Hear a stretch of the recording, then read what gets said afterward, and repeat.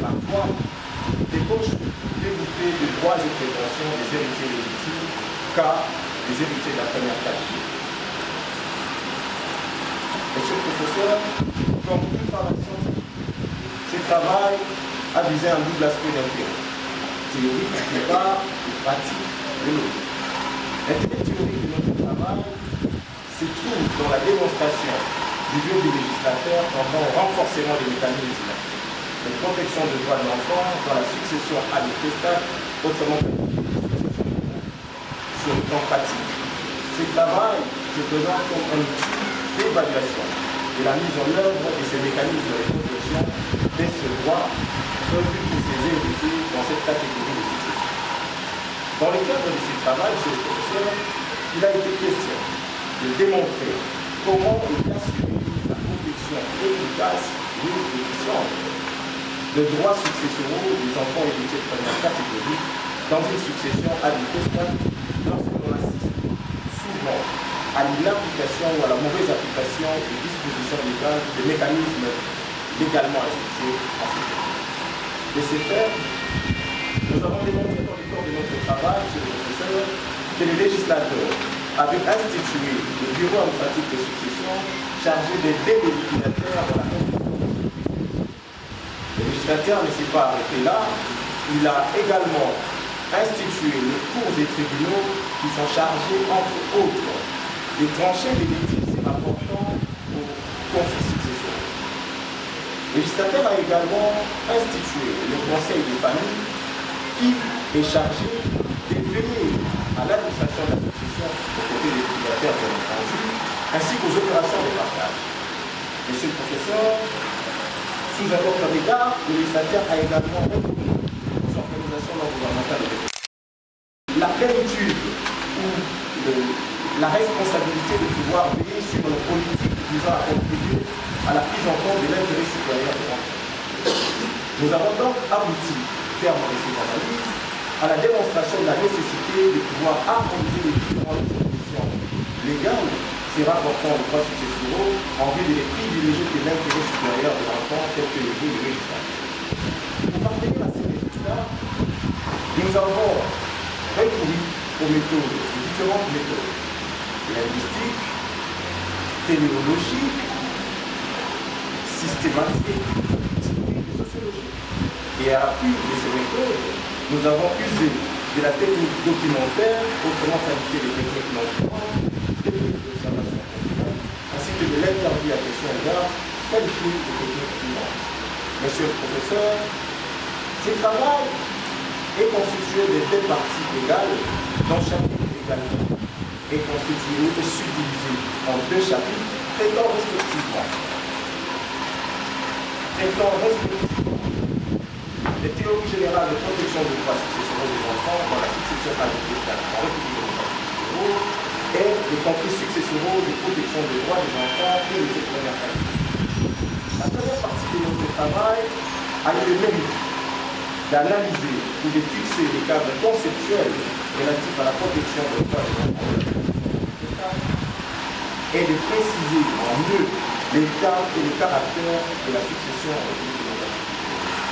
Et c'est fait, nous avons démontré dans le cadre de ce travail qu'en droit positif congolais, l'analyse minutieuse du code de la famille révélait que le législateur n'avait pas expressément défini le terme de succession. De succession dans son environnement général. Seul le développement de la pensée doctrinale s'est évertué d'en fournir une définition. Nous avons donc retenu la succession constituée un ensemble de biens qu'une personne laisse à sa mort, lesquels sera transmis à ses héritiers, soit en vertu de la loi, si l'héritier n'a pas ses documents qualifiés de succession légale, de succession ad-testate, soit encore en vertu du testament, si seulement les épouse avait laissé le testament manifestant la disposition de ses biens après sa mort. Concernant la précision de la désignation du terme héritier des premières catégories, nous nous sommes focalisés sur la situation des enfants. Nous avons relevé qu'il était souvent difficile de mieux comprendre le sens du terme enfant lorsqu'il est utilisé dans une matière et dans une autre, car ces mots, bien entendu, fait l'objet de plusieurs définitions et assumptions tant dans la législation en vigueur, en réglementation du terreau ou ailleurs, que dans organise l'égalité de tous les enfants en matière de filiation. Cette égalité, l'absence d'entrave dans l'établissement de la filiation, d'une part, et les refus maintenus d'introduire des différences de statut en matière de filiation. En ce qui concerne le caractère de la succession, nous avons tenu compte de la situation de l'enfant antérieurement à l'adoption de la norme en protection de l'enfant qui était marquée par une situation moins sécurisante, parfois fragile même, face à la volonté communautaire de protéger cette catégorie de personnes vulnérables. Le seul texte de base régissant toutes les questions se rapportant à la famille dans son enfant. La loi portant protection de l'enfant est venue donc fixer les cadres pour les jalons protectionnistes des droits de l'enfant en commençant par préciser les contours du terme enfant. Partons des notions sur la succession. Le successif en la lettre d'accepter la succession et en devenir héritier ou la renoncer et en être considéré comme étant. Il a été question tour à tour. De donner, de préciser les différentes sortes de succession ainsi que les différences qui règnent entre elles, de parler de l'ouverture de la succession qui intervient pour le décès du rajoutement de la nature s'il s'agit d'une succession à des nations ou à disparu, de dire un mot sur la dévolution successorale qui est liée aux successifs indignes et les personnes inexistantes sauf représentation légale. Après la modification du code de la famille, en dépit de nombreux textes dont dispose la République démocratique du Congo, la situation de l'enfant demeure quelquefois préoccupante, car le respect de la protection et la réalisation des droits de l'enfant apparaissent comme une notion impossible dans certains cas.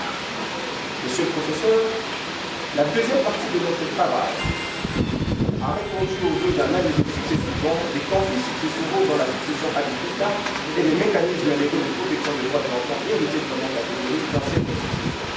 À cet effet, nous avons tenu à préciser que concernant les origines et les conséquences des conflits successoraux dans la succession agricole, la culture, les trafics d'influence et les inégalités étaient les principales sources des conflits successoraux. Concernant les mécanismes légaux de protection des droits de l'enfant hérités de la catégorie dans cette catégorie de succession, nous avons cité les principaux dont le bureau administratif de succession, les cours et tribunaux, les conseils des familles ainsi que les organisations non gouvernementales. Pour ce qui est des mécanismes de gestion équitable de la masse successorale, nous avons relevé que la transmission de la succession peut se faire de plein droit ou par la saisie des héritiers. Nous avons également traité de la liquidation de la succession qui se fait avec le concours du liquidateur qui peut être choisi à l'amiable par et parmi les héritiers de la catégorie, soit par voie judiciaire, soit encore par la commission légale. Pour ce qui est du partage de la succession, nous avons relevé qu'il était fait à l'aide d'une sans rétroactivité et pour les biens contenus dans le lot, chacun des copartageants en est et en cause des autres. En ce sens, le législateur a voulu en sortir que les enfants soient traités de manière égale. Comme obstacle frein au mécanisme de protection des enfants, nous avons relevé que la méconnaissance du pays protégeant les droits des enfants, l'autoritarisme de certains membres de la famille du défunt, la crainte révérentielle du présent travail à viser la protection des droits des enfants, considérés comme toute personne âgée de moins de 18 ans dans la succession légale.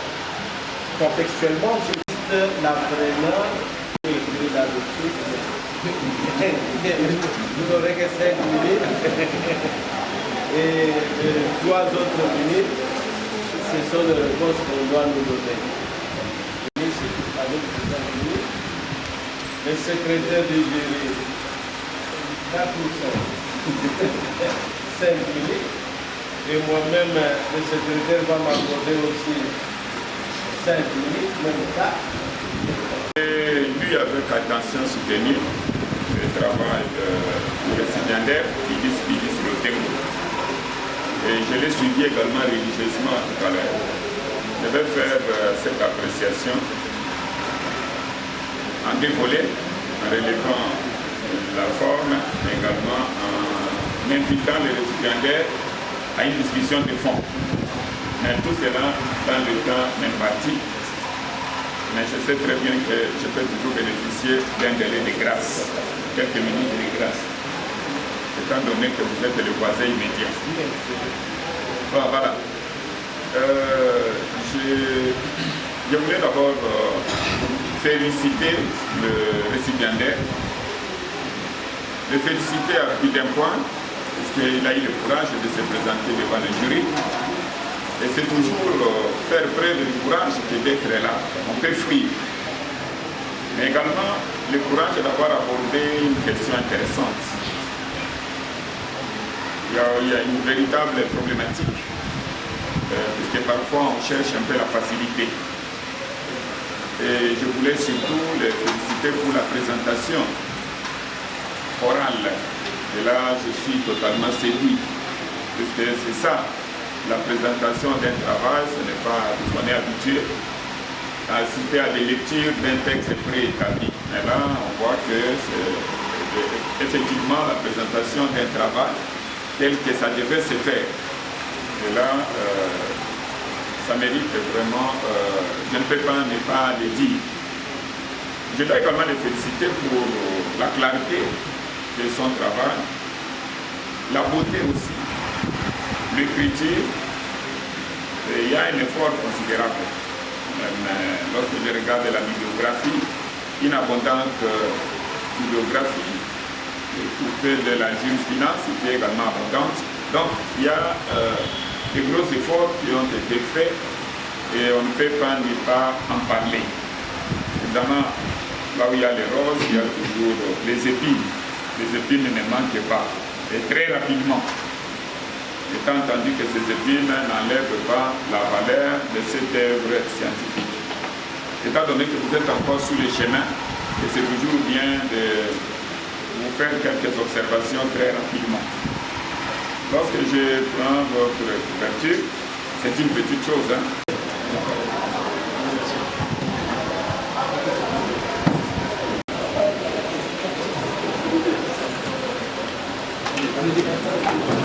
Je me connais très bien, là, il faut le dire. C'est parmi les éléments valables. Je ne vais pas ne pas le dire, puisque je suis votre formateur. Voilà. Mais je vais vous interroger par rapport à votre travail. Première question, c'est des petites questions. Votre travail est intitulé La protection des droits successoraux des enfants héritiers. Première question, c'est quoi la protection? Qu'entendez-vous par protection?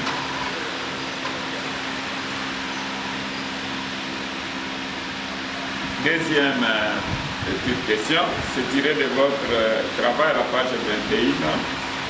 Vous dites les théories. Je vais vous intituler les théories. Non, théorie générale de protection des droits. Théorie générale. Donc, c'est au pluriel là. Les théories générales, donc. Puis-je connaître ces théories générales de protection des droits successoraux? Puisque vous avez mis théorie au pluriel. Les théories. C'est quoi ces théories? Je suis intéressé de le savoir. C'est toujours troisième petite question. Puisque vous vous préoccupez pour une prise en charge adéquate. Ok? Ça s'appelle, juste une question, peut-être que je l'ai entendue, mais je voulais me rassurer. Délégué l'ATA. Comment se présente la protection des droits successoraux des enfants héritiers? Délégué l'ATA. Et délégué ferenda, qu'est-ce que vous proposez?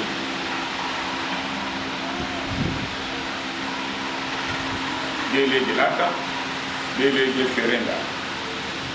Ok? Et je vais finir par cette catégorie d'enfants. Les enfants nés hors mariage,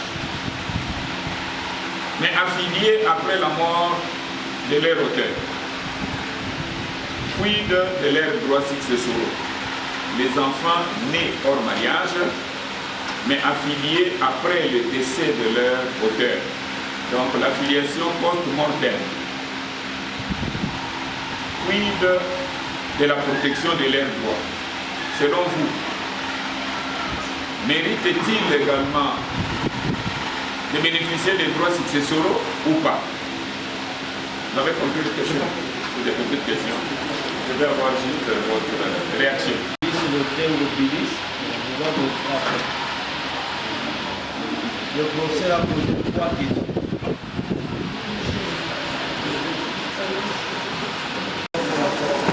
La parole. Je commence par, monsieur le professeur, je commence par prendre acte des observations faites par monsieur le professeur Amissi, des observations de forme, et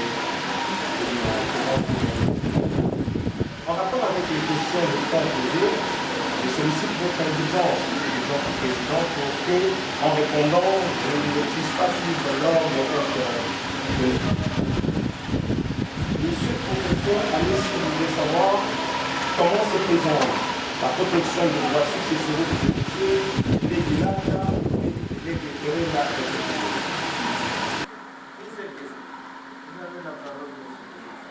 Merci beaucoup, Monsieur le professeur président, pour la parole. Monsieur le professeur Amédée Iboula voudrait savoir comment, à mon avis, je protégerais ou je proposerais des mesures de protection à l'égard d'un enfant non affilié du vivant d'Idékouyous, mais qui serait en pleine action en recherche de paternité, alors que les autres héritiers de première catégorie se retrouvent devant les juges en action de partage de la masse successorale. Monsieur le professeur, déjà le problème, la suite, du fait que la suite de l'action judiciaire ou de l'action en recherche de paternité est entre guillemets hypothétique, à mon avis, je pense qu'il faut prendre aussi des mesures hypothétiques dans un premier temps. En ce sens, puisque les enfants sont devant les juges, la première des choses que j'estimerais importante, c'est que les juges saisis de l'action en partage des autres enfants héritiers doivent être informés de l'action en cours initiée par l'enfant non affilié du vivant d'Idékouyous. Parce que si jamais, puisque le juge n'a pas encore tranché, et si jamais les juges tranchaient en faveur de cet enfant, en reconnaissant la paternité de cet enfant, il a effectivement droit à l'héritage, à sa part. Mais s'il arrivait que cette action n'aboutissait pas, cet enfant n'aura pas droit. Donc, en termes un peu plus compréhensifs, je pourrais dire que puisque le juge est informé, il faudrait solliciter peut-être que l'on puisse vider d'abord cette action en recherche de paternité, aussitôt vidée que le juge pourrait tabler sur le sort de la masse successorale, puisque l'action est portée devant les juges tel que j'ai bien compris la question de monsieur le professeur. L'action en justice en recherche de paternité ne rassure pas, ne dit pas tout bonnement que le fait de saisir les juges en recherche de paternité pourrait aboutir à la décision favorable à l'enfant, le considérant comme fils ou enfant du Dékouyous, d'une part. Mais d'autre part, monsieur le professeur, puisque l'enfant qui saisit la justice, c'est vrai, en respectant la procédure pour tout enfant qui veut saisir la justice, lui-même est même rassuré que la décision ne l'appartient pas. La décision voulue appartient au juge. Et au regard des éléments, on peut mettre en doute sa paternité ou sa parenté avec le Dékouyous. Mais puisque le juge est saisi, je pense qu'il faudrait vider d'abord cette action en recherche de paternité pour pouvoir chercher l'essor de l'action en partage en vue de garantir l'égalité des enfants. Voilà, c'est de cette manière-là que je pourrais estimer avoir répondu à cette question. En matière pénale, d'une part, de l'autre côté, la matière civile, on dit le pénal, c'est le civil à l'État. En matière de filiation, quand il y a une action tentée devant les causes tribunaux, en recherche de paternité, ça touche à la filiation. Ça, le caractère d'une action pénale. En conséquence, suivez s'il vous plaît. Je ne vous dis pas de dire voilà, suivez-moi. En conséquence, l'action est tentée devant les causes tribunaux en filiation, tient l'autre action en état. C'est-à-dire, l'action sur le partage, le juge doit s'y soir jusqu'à ce qu'on va vider cette action, jusqu'à ce que l'action aura force des choses jugées, où le jugement sera irrévocable. Monsieur le Président, c'est une question technique que j'ai posée. Je voulais un peu le mettre sur la balance. Je me rends compte que je dois te féliciter, je ne félicite pas les gens facilement. Félicitations parce que tu as répondu.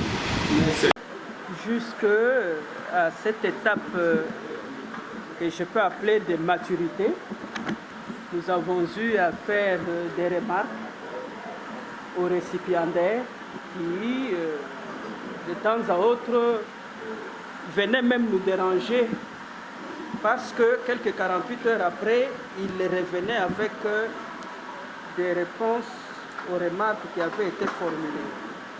C'est un signe d'encouragement et j'avais noté un dévouement parce qu'il tenait après tout à éclaircir certaines choses, certaines zones d'ombre que moi j'avais soulevées dans différentes moutures de son travail.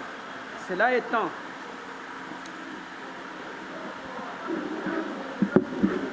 toute œuvre scientifique, comme lui-même l'a dit, est toujours teintée d'une certaine imperfection.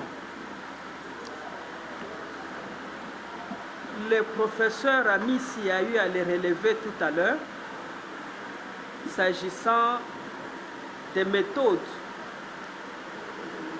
utilisées.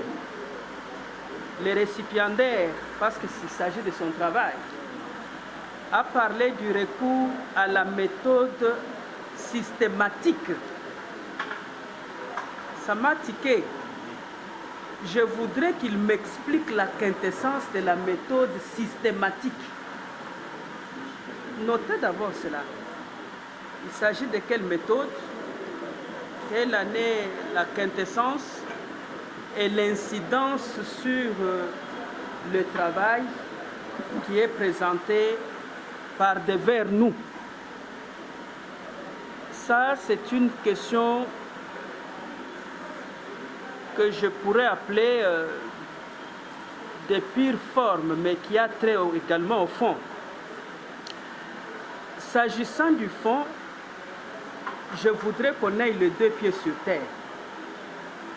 Le titre lui-même est long, bien qu'évocateur.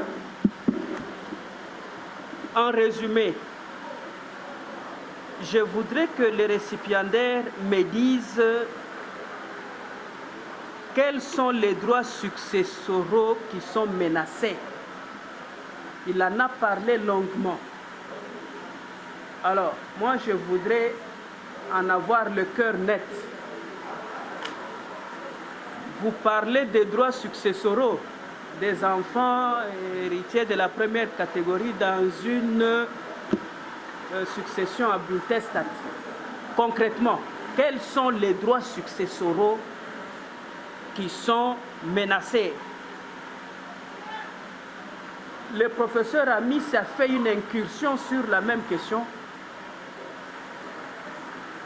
au niveau de la protection.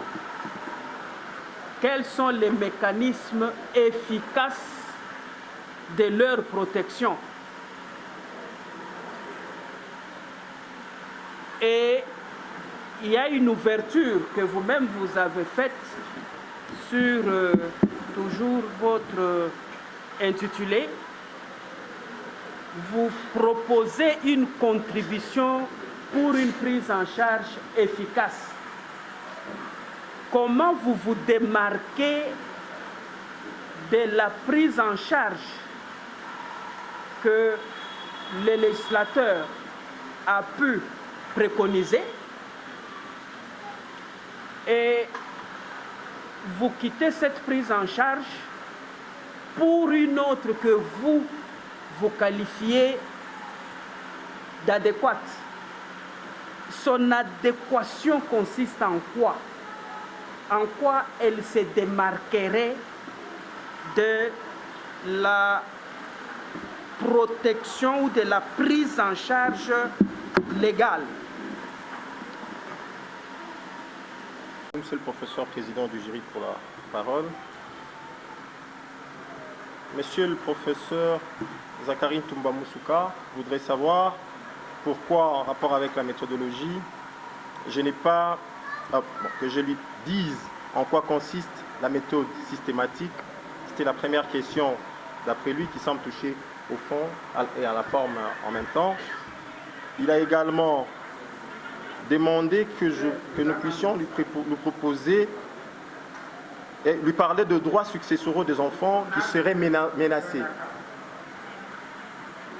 Troisièmement, monsieur le professeur voudrait savoir quid des mécanismes de protection institués par les législateurs et en quoi la prise en charge adéquate proposée serait en inadéquation avec les mesures proposées par les législateurs. Monsieur le professeur, tel que je l'avais sollicité pour les questions posées par le professeur Amissi, je réitère la même demande pour répondre en ne respectant pas l'ordre de questions posées.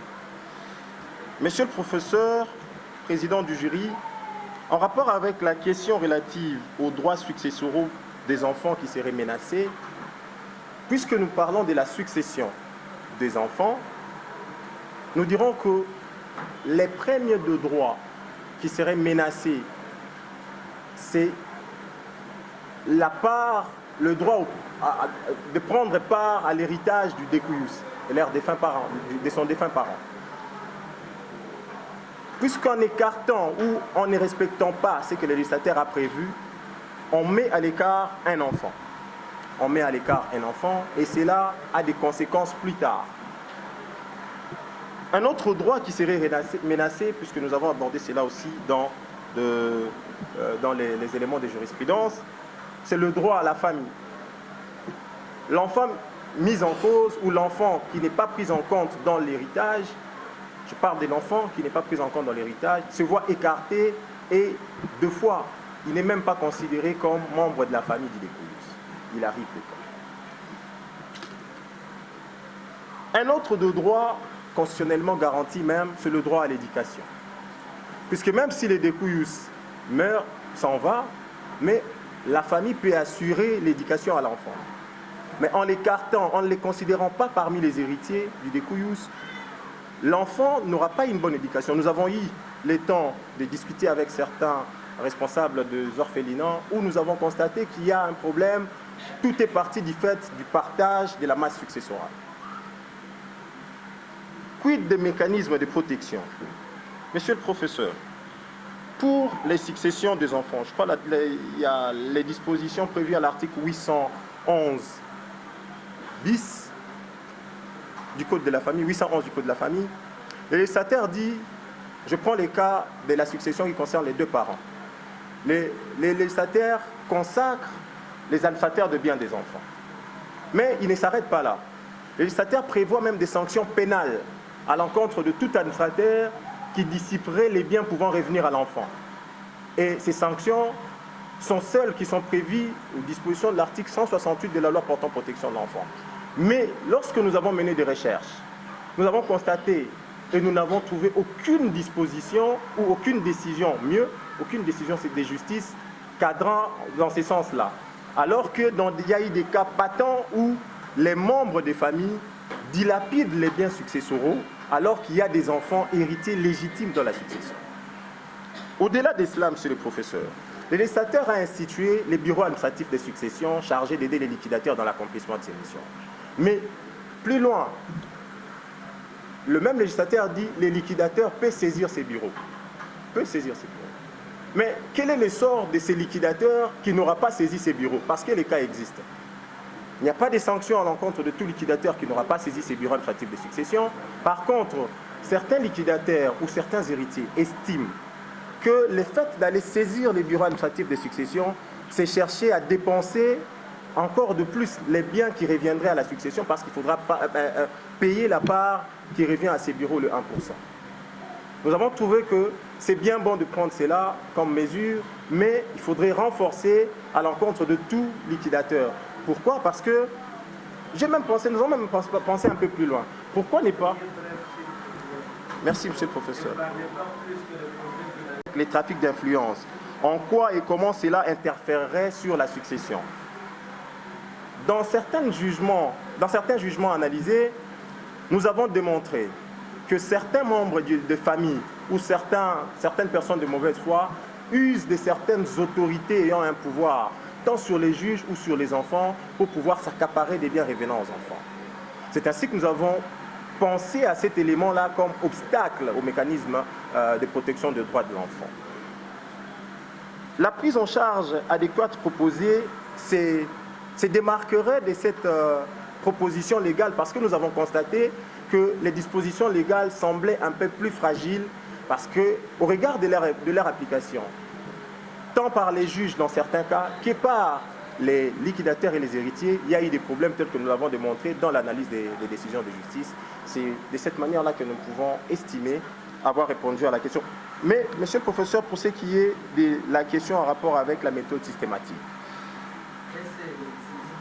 Oui, monsieur le professeur, elle existe. La méthode systématique, elle est autrement qualifiée, de logique ou de méthode structuraliste.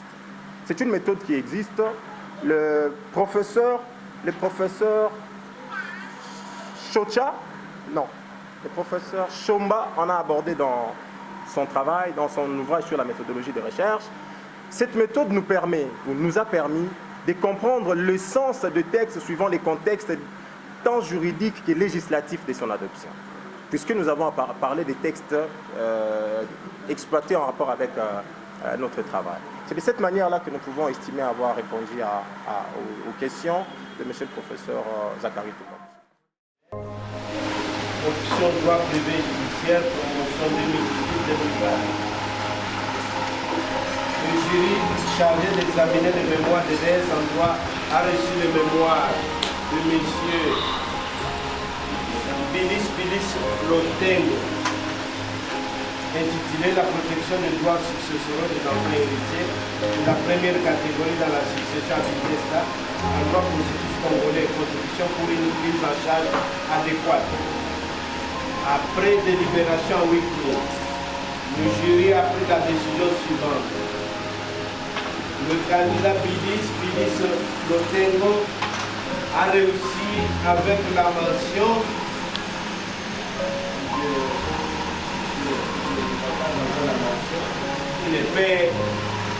elle est là. La mention la plus grande distinction. Cette note sera ajoutée aux notes de l'épreuve en vue de la sanction finale. Le jury vous félicite.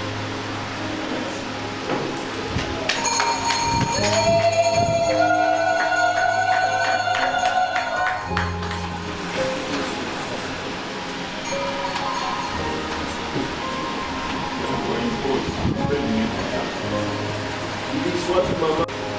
Vous avez bien donné la plus que nous tous.